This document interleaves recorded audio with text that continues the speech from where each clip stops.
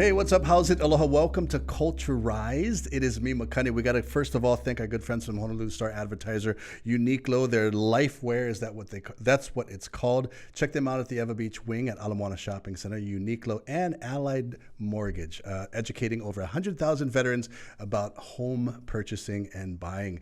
Today we're sitting with friends and guest speakers and people that are cultured, and that's what we do here. We share, we learn, and we talk about culture. In front of me today, I can't be more humbled and privileged, from the Ulu Aʻe Learning Center, Mikiala Lidstone. Aloha. Aloha. How are you? I'm good. As before we get started, I have a lei for you, and of course, in the new CDC style, during the vid, we have to present it this way.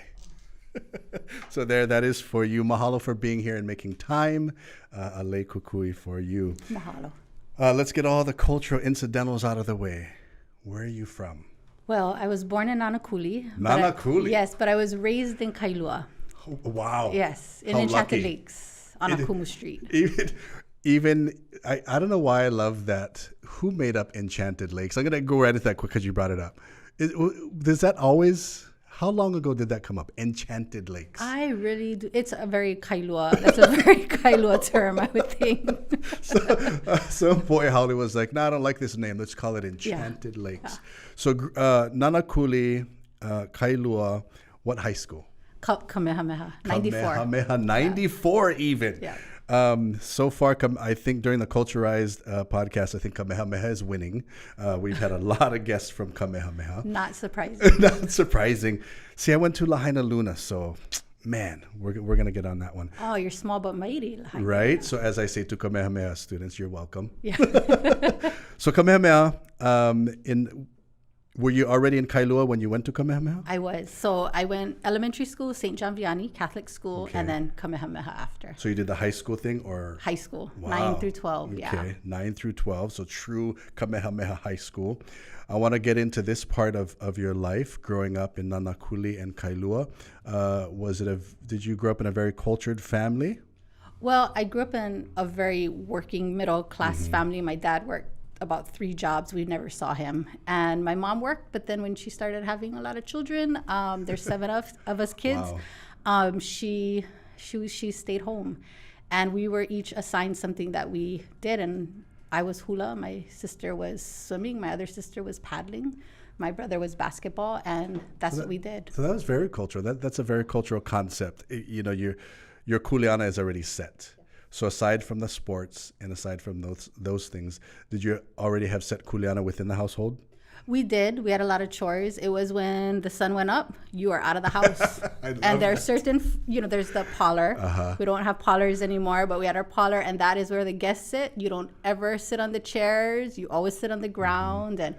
And when the street lights went on, that's when we come back in the house. See that, and a lot of these things kids are kind of missing today, right? Which is why we talk about culture and the things that we've grown up doing. Was culture, Native Hawaiian culture, or whatever culture it was it in your face per se that your parents were like, this is what you're going to do, this is how we're supposed to be as Kanaka, as this and that? Or was it that other way of just observation? You observe what your parents done. That's how you absorbed the culture part, or how was it? Well, it definitely was observation. Mm-hmm. We didn't ask questions to Dad because that was slaps. You better know what you need to do. I always have that. I mean, I love when my son asks me questions, but at the same time, I'm like, just kilo, right? Yeah, yeah.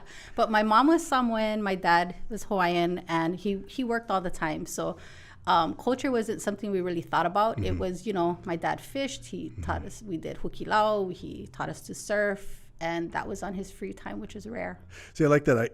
I heard a story from one of my kupuna one day, and they were building a village. I don't know if anybody remembers, but where Ala Moana Beach Park is, it was called Ulumau, right?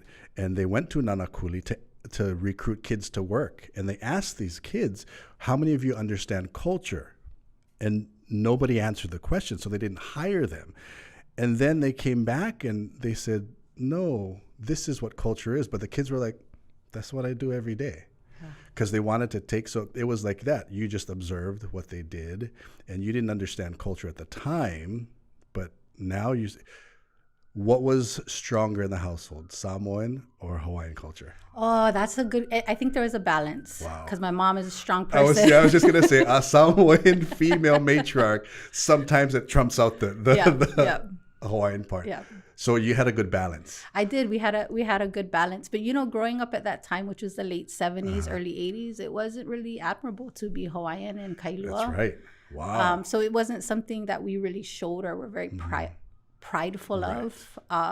It was a part of who we were, but we admired other cultures, especially a lot of Portuguese in Kailua. Right. So the fact that you had the balance of both is amazing to me. Hey, thanks for joining us right here, Culturised. We're talking story, and before we do that, we got to thank King Windward Nissan and Jams World for giving us the opportunity in the venue to talk culture, and that's what we're talking about. I'm really, I'm kind of jealous, right? You grew up in two very cultured worlds, Samoan mother, Hawaiian father. The balance was perfect, which is bizarre to me because we know a Samoan mother just is the overseer of everything. Yeah. Samoan culture-wise, was there things growing up that you remember that were slightly different than Hawaiian culture?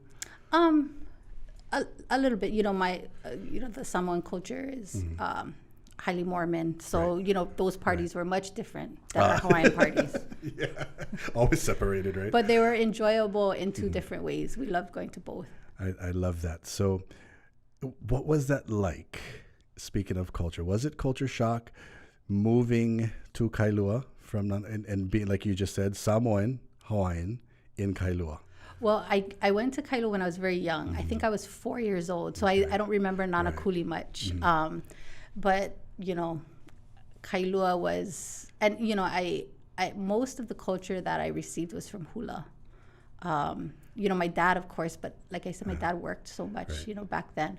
But hula, and with Hālau Mohala I Lima, I started there when I was 5 years old. And so you're like so Mohala from 5. Yeah. Wow. So you're true Mohala alumni and current. That's amazing. And for not a lot of people can say that now. Yeah. Not a lot of hula people can say they've stayed with one halau. Yeah, well, I was brought up, my parents said, you're going to do one thing and you're going to be really good at that and you're going to stick with that. We're not the kind of people that do all kinds of different things. So by the time you went to Kamehameha School, culture was just kind of a perfect fit then. Did you find it different culturally at Kamehameha School and in the home? Not really. Kamehameha Schools is very much like my Catholic elementary, middle school upbringing, very disciplined and rigid. So it was kind of a seamless transition. At Kamehameha, of course, you continued hula. Did you always want to be a teacher? Yes. Wow. Well, yes, when I was growing up. And then I started teaching, not teaching, but working at Sea Life Park, Hawaii. So at Sea Life Park, I wanted to be an animal husbandry trainer. Right. Because I started to love animals. But then when I went to college, so with husbandry, you kind of go into psychology first. But when I went to psychology, my advisor was a philosophy teacher. And he said, psychology is just bad philosophy. And I didn't understand that. I was like, what? And I was so, I was so intimidated by him because that I said, okay, what should I major in? He said, philosophy, of course. I'm like, what is that? And anyway, I majored in philosophy. See, I into philosophy with Hawaiian culture. I think that's an amazing thing because we were very philosophical people. Where'd you go to college? University of Puget Sound, but I did go to Thames Valley University in London. Was it one of those where your parents said go? No, you made the choice? I made the choice. Yeah. Nice. Yeah. They wanted you to stay. I grew up in a very working family. College was not something that was really a priority. It was work. But I went to Kamehameha schools, and college was something that was encouraged. Automatic. Yeah. Right. Wow. With that, wanting to become a teacher and everything that you've gone through, the concept of Uluwai, the Learning Center, and that's what I want to talk about, the kuleana that you got into. How did that come about? Oh gosh, there were so many moving parts. Was it? Did you know back then out of college, or was that like a recent thing for you? Well, when I was in school in London, I realized that I was not a very good writer. That I didn't learn strategies. I just learned how to read stuff and answer questions. And I learned strategies for writing, so I wanted to become an English teacher. And so I got to Kapolei in 2004. I was hired as an English teacher. But Kapolei is hot. Different than Kailua, which is so cool. And I grew up in a sunrise community. Kapolei is a sunset community. The adjustment was really hard for 2 years. And it wasn't until 2006 when I learned about the history of Pu'u Kapolei that I became grounded in that place. Wow. And fell in love. So now that's your home. We're gonna talk about this concept that you created that I think is amazing, and this kuleana that you took on called the Ulu Aʻe Learning Center, which is at Kapolei. So Kapolei, was that the original name of that place? No, so actually Kapolei is in the ahupuaʻa of Honouliuli, so that's its original name. Okay. But in the 1950s, when the EVA Master Plan was created and James Campbell Company decided to get out of sugarcane, they decided to, in the EVA Master Plan, create this new city. Right. And so, they said, oh, we need a name for our city. I guess Honouliuli didn't cut it. See, that's what I always wondered. Yeah, so they went to the University of Manoa and they knocked on Rubalite Johnson's door. She's a professor there, and they said, Miss Johnson, can you help us find a name for our new city? And so they contracted her to study Honouliuli and come up with a name for this new city. I don't know. See, I'm kind of stumped right now because it's always strange to find a name for a name that's already there. Yeah, but one thing, what I appreciate about the name and just all of the work I've done at Pu'u Kapolei is that she discovered that the most sacred and special place in Honouliuli was this hill. This small, humble hill called Pu'u Kapolei. And it was a landmark for travelers. It was home to Kamaunuaniho. It was a place of governance. It had the largest heiau in Honouliuli existed there. It was a place of solar observation. But nobody knew it as Pu'u Kapolei at that time. That they knew it as Fort Barrett. Because when the military moved in the 1930s and used it as a storage area to store ammunition and other sorts of things, they changed the name to Fort Barrett. So if you're listening, to give everybody kind of an idea of where we are talking about. So that's Kapolei Park? Is that what it's called? Yeah, so it was owned by James Campbell Company, and then when they broke ground on Kapolei, they gifted that Pu'u Kapolei to the city and county of Honolulu. So it's right, if you guys are thinking about it, I know you guys are thinking in your head right now, so where the archery range is, that little road that goes up, it goes right to the Pu'u right there of Kapolei. So what was her mindset? What was her mana'o, do you know, behind the name Kapolei? I don't really know. I know she submitted to them a report, and the name of the report was on the meaning of Kapolei. And so it must have been that she suggested that the new city be called Kapolei, and this report has all of this valuable information about this hill that everybody knows as Fort Barrett. And I think that's a great thing. I think we need to get into the practice of taking all these Western names that were given to Hawaii and take it back and back to its original name. So once you got to that point, you fell in love with Pu'u Kapolei and the area. Were you already thinking Uluwai at the time? No, I wasn't. When I had a Hālau, I started a Hālau in Kapolei, and then when you get ike, when you get knowledge, you now have a kuleana. What am I going to do with this? And so I was a teacher at Kapolei High School. So in my English classes, I started to do place-based education, and in everything I did, I incorporated information about the place the students were living, because not one of them knew anything about Pu'u Kapolei. So we started to look at olelo no eo instead of European idioms, and we started to look at the wise sayings of our kupuna from here. And so you developed this and I love the fact that it's place-based, because like you just said, it's difficult. Some students have no idea where they're either living, right? The whole concept of vahipana, not that it's gone, but I think it's coming back. Is that the main focus of Uluwai, is place-based? Well, Uluwaʻe envisions a world where communities are rooted, knowledgeable, and engaged in the places they live. Say it again. I love that. Yeah, we envision a world where, you know, communities are rooted, knowledgeable about, and engaged in the communities they live. And this is now strictly based for students. Is there a certain age? And we do families as well. We actually have a family component. We do Ike Ku'una programs.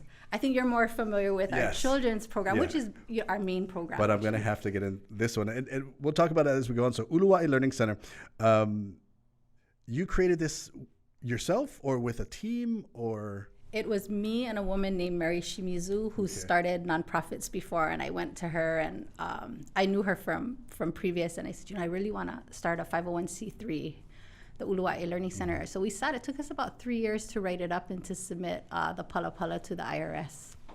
Ulu Aʻe, that term, that word, tell us about it.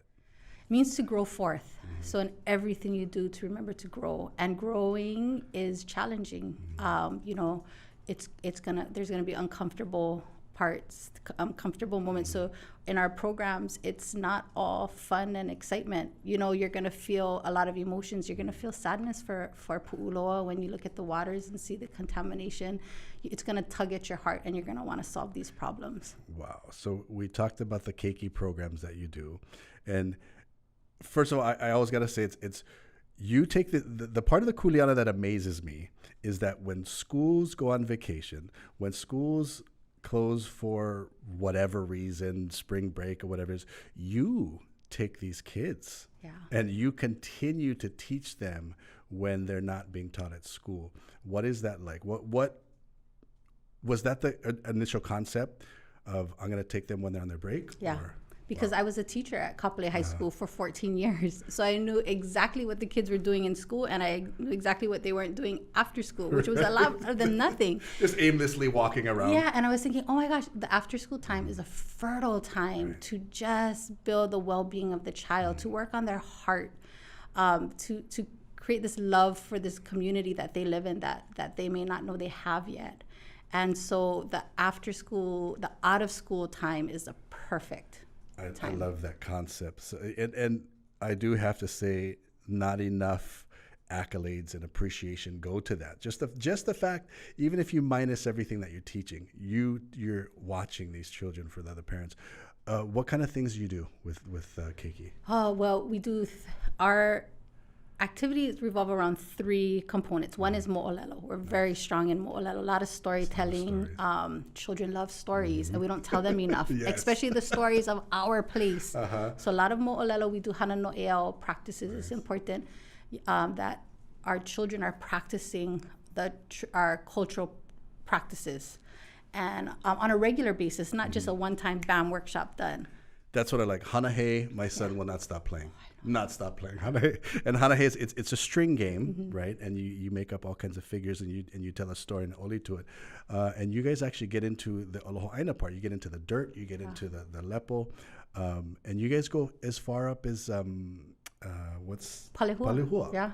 What do you guys do up there? Yeah, so stewardship is a big part. Kuleana, that's our kuleana, to care for our places. So we go up to Palehua. We go all around. We go to the Nānākuli lookout. We sometimes go to Mauna Kapu as well, but it's important to see your community from the vantage point of your mountain. I love that.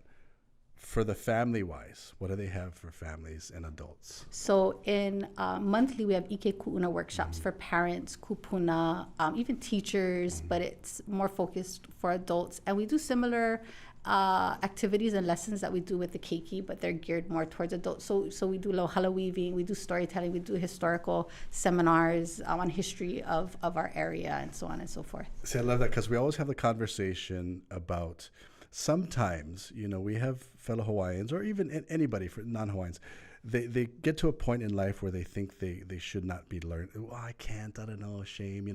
I call it the local boy syndrome. Oh, nah, shame. But it's not too late. Yeah. What's the oldest person, I should say, you've ever had? Oh, I don't even know, but we've probably had in the 80s, Wow. Yeah. I love that, continuing to learn. So programs, culturally based, āina-based, place-based programs, Ulu Aʻe Learning Center for keiki and adults. And this is how many years now? We opened Ulu Aʻe Learning Center in 2014. That's when we got our IRS designation, but we've been doing the activities that we do in the program way before that. And you have a new home. We do. We have a new home. Where?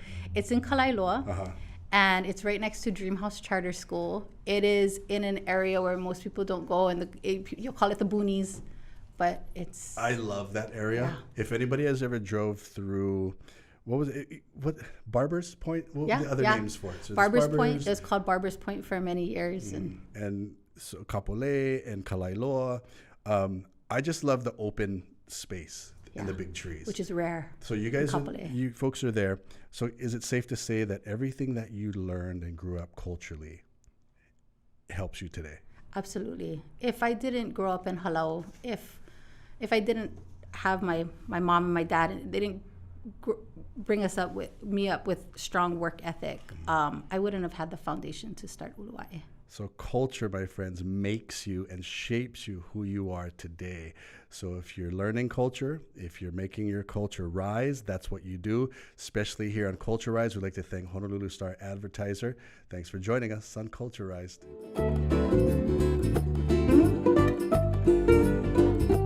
Once again, if you're joining us, welcome to Culturised. This is our venue where we get to talk, learn, and share culture, whether it's ethnic, whether it's native, whether it's social. This season, we're talking about Hawaiian culture and how it affects us and makes us who we are today. So we're talking about Ulu Aʻe Learning Center, this program that you started.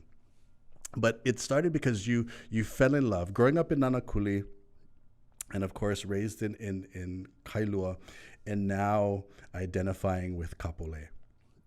Not a lot of people realize that Kapolei is a contemporary city, not city, I should say. It's a contemporary word. That doesn't even make sense.